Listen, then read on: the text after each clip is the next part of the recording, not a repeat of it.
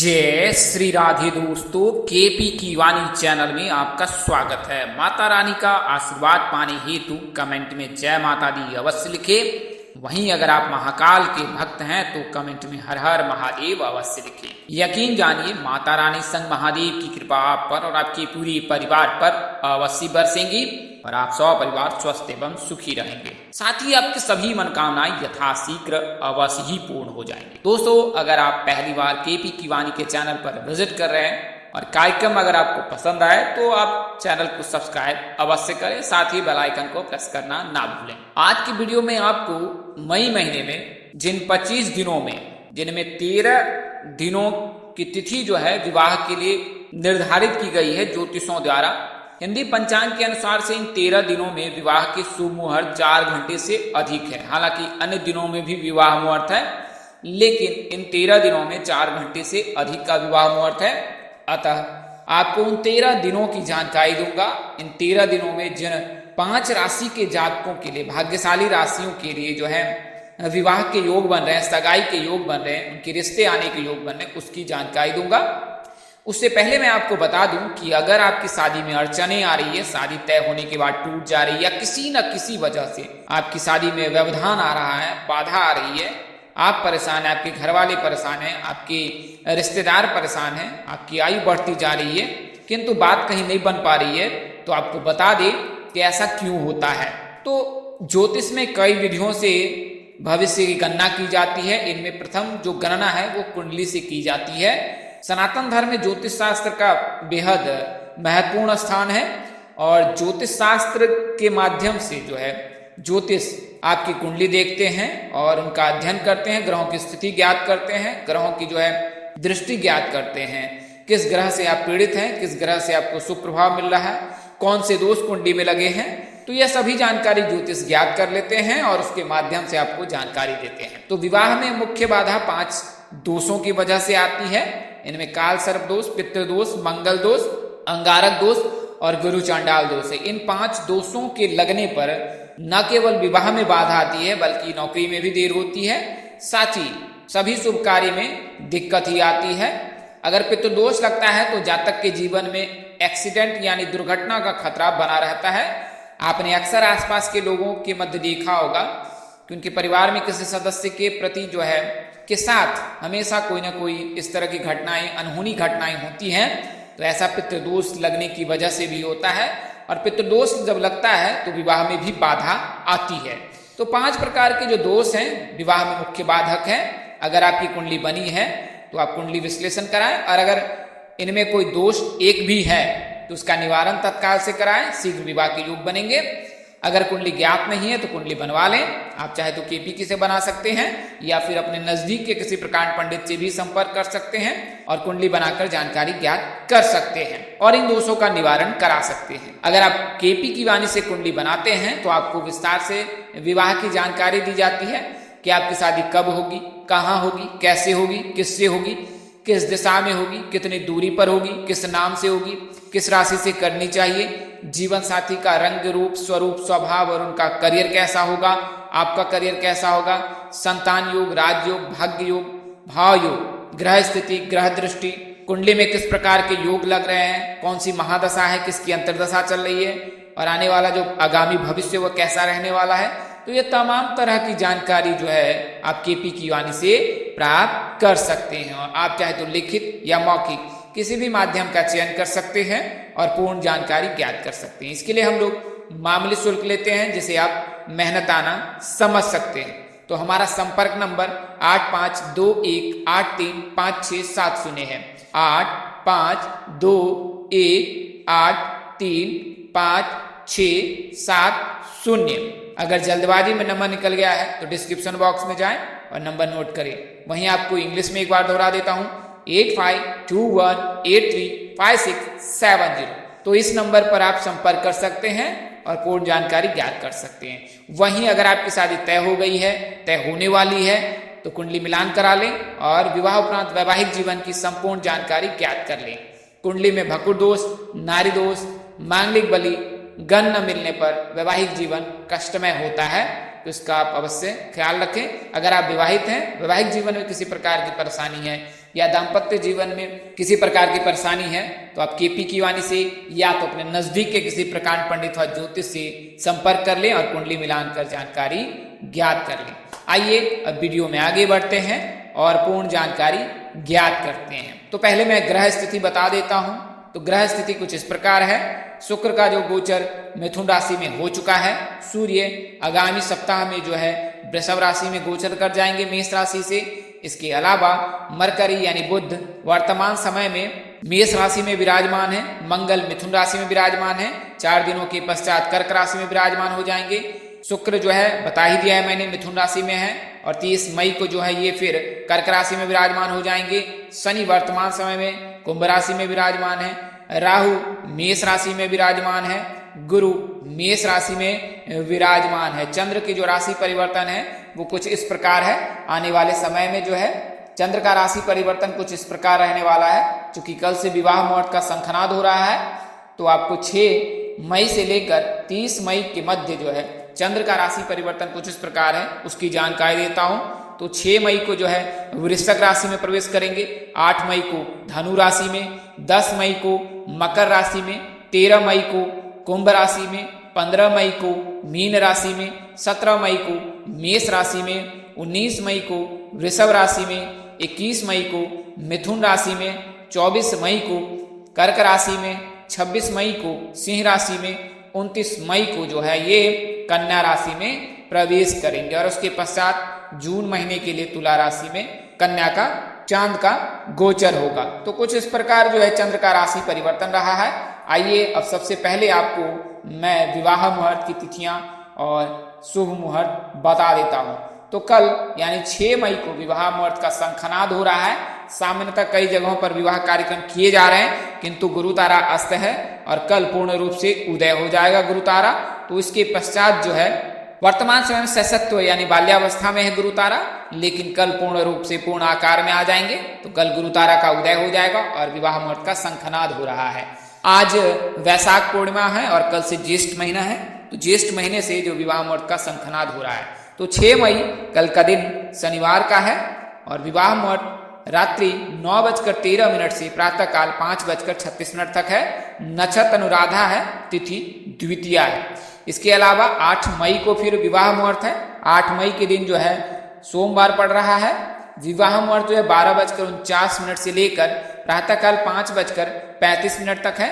नक्षत्र मूल है जबकि तिथि चतुर्थी है। तो कुल मिलाकर कहे तो 7 मई की रात में ही विवाह मुहूर्त है, यानी कि 7 तारीख को भी विवाह मुहूर्त है। इसके अलावा 9 मई को विवाह मुहूर्त है, 9 मई को मंगलवार है। हालांकि शास्त्रों में मंगलवार के दिन विवाह न कर सलाह दी जाती है। तो अगर मंगलवार की तिथि निर्धारित करते हैं तो उसमें बदलाव कर सकते हैं अगर आप करना चाहें तो। अन्यथा अगर आप समय बहुत नजदीक है, करना ही है, तो आप स्थानीय पंडित ज्योतिष से सलाह लेकर मंगलवार के दिन परिणय सूत्र में बंध सकते हैं। हालांकि शास्त्रों में मंगलवार के दिन विवाह न करने की सलाह दी जाती है। लेकिन अगर विवाह तिथि निश्चित है तो मैं आपको कुछ विवाह मुहूर्त की तिथियां बता देता हूं। तो शुभ मुहूर्त मंगलवार के दिन 5:35 से शाम के 5:45 तक है। नक्षत्र मूल है जबकि तिथि चतुर्थी एवं पंचमी है। 10 मई को भी विवाह मुहूर्त है। शुभ मुहूर्त 4:12 संध्या काल से अगले दिन 5:33 तक है प्रातःकाल और तिथि षष्ठी है। नक्षत्र उत्तराषाढ़ा है। इसके अलावा 11 मई को भी गुरुवार का दिन है। यह दिन बेहद शुभ है। शुभ विवाह मुहूर्त है, तिथि षष्ठी है, नक्षत्र उत्तराषाढ़ा है और विवाह मुहूर्त 5:33 प्रातःकाल से 11:27 तक है। तो कुछ इस प्रकार का विवाह मुहूर्त है। इसके अलावा फिर 15 मई को विवाह मुहूर्त है। विवाह मुहूर्त जो है नक्षत्र उत्तर भाद्रपद है, तिथि द्वादशी है, दिन सोमवार है, शुभ दिन है। विवाह मुहूर्त रात्रि के 1:30 बजे से लेकर प्रातःकाल 5:30 तक है। तो देर रात अगर विवाह कार्यक्रम संपन्न करते हैं तो यह शुभ होगा कन्या के लिए। 16 मई को फिर से मंगलवार पड़ रहा है तो मंगलवार के दिन का चयन नहीं करना चाहिए, लेकिन विवाह मुहूर्त है। कई जगहों पर कई परिस्थितियों की वजह से मंगलवार के दिन का चयन किया जाता है। तो पूर्व में गणपति महाराज और भगवान शिव देवों के देव महादेव और उनकी अर्धांगिनी जगत जननी आदिशक्ति माँ पार्वती की जो है पूजा करने के पश्चात जो है विवाह मुहूर्त कार्यक्रम किए जा सकते हैं। तो विवाह मुहूर्त जो है 5:30 से 1:48 मई 17 तक है। नक्षत्र उत्तर भाद्रपद रेवती है, तिथि द्वादशी एवं त्रयोदशी है। त्रयोदशी का दिन बेहद शुभ होता है विवाह के लिए। तो इस दिन का आप चयन कर सकते हैं। वहीं 20 मई को भी शनिवार का दिन पड़ रहा है और विवाह मुहूर्त 5:18 संध्या काल से प्रातः काल 5:27 अगले दिन 21 मई तक है। नक्षत्र रोहिणी है, जबकि तिथि प्रतिपदा एवं द्वितीया है। हालांकि द्वितीया प्रतिपदा की तिथि को निषेध माना गया है, इसका आप ख्याल रखिएगा। अगर विवाह करते हैं इस दिन तो विवाह मुहूर्त जो है स्थानीय ज्योतिष पंडित से सलाह ले लीजिएगा। मई 21 के दिन रविवार पड़ रहा है। विवाह मुहूर्त 5:27 प्रातः काल से अगले दिन तक 5:27 24 घंटे तक जो विवाह मुहूर्त है। नक्षत्र रोहिणी मृगशिरा है, तिथि द्वितीया एवं तृतीया है। इस दिन भी आप विवाह मुहूर्त का चयन कर सकते हैं या कर सकती हैं। इसके अलावा 22 मई को सोमवार पड़ रहा है, तो इस दिन तृतीया है, नक्षत्र मृगशिरा है। मुहूर्त 5:27 से 10:37 तक है और दिन सोमवार का पड़ रहा है। इसके अलावा 27 मई को विवाह मुहूर्त है, इस दिन शनिवार पड़ रहा है। संध्या काल 8:51 से देर रात 11:43 तक विवाह मुहूर्त है। नक्षत्र मघा है, जबकि तिथि अष्टमी है, तो इस दिन का भी आप चयन कर सकते हैं, कर सकती हैं। वहीं 29 और 30 दो दिनों में भी विवाह मुहूर्त है। 29 मई को जो विवाह मुहूर्त है वो 9 संध्या काल 1 से लेकर प्रातः काल 5:24 तक है। नक्षत्र उत्तर फागनी है, जबकि तिथि दशमी है। इसके अगले दिन भी यानी 30 मई को भी मंगलवार का दिन पड़ रहा है। तो कुल मिलाकर करें मैं तो मई के महीने में 3 मंगलवार पड़ रहे हैं, तो इन तीनों मंगलवार का आप ना चयन करें, इसके लिए मैं सलाह दूंगा। शास्त्रों में ऐसा करने की मनाही होती है, मंगलवार के दिन विवाह नहीं करना चाहिए। बुधवार, सोमवार, शुक्रवार का दिन शुभ होता है, गुरुवार का भी दिन शुभ होता है।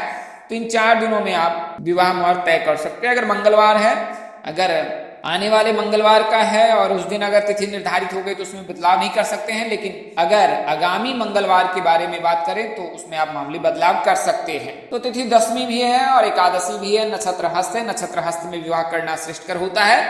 मुहूर्त जो है 5:24 से देर रात 8:55 तक है। तो कुछ इस प्रकार रहा ग्रहों का राशि परिवर्तन और विवाह मुहूर्त जो मैंने बताया है। कल से जो विवाह मुहूर्त का शंखनाद हो रहा है। अगर आप कोई और जानकारी पाना चाहते हैं विवाह मुहूर्त को लेकर तो आप निःशुल्क संपर्क कर सकते हैं, आपको पूरी जानकारी दी जाएगी। आइए अब उन राशियों की जानकारी मैं आपको दे दूं। तो प्रथम जो राशि है वो मिथुन राशि है। मिथुन राशि के जातकों के विवाह के योग बन रहे हैं, क्योंकि मिथुन राशि के जो जातक हैं उनके कुंडली में जो है वर्तमान समय में शुक्र का गोचर हो रखा है। शुक्र का गोचर जब भी होता है तो उस राशि के जातक के विवाह के योग बनाता है। तो वर्तमान समय में मिथुन राशि के जातकों के शुक्र के गोचर से जो सुख, ऐश्वर्य, प्यार, रोमांस के कारक माने जाते हैं, उनकी वजह से जो है योग बन रहा है।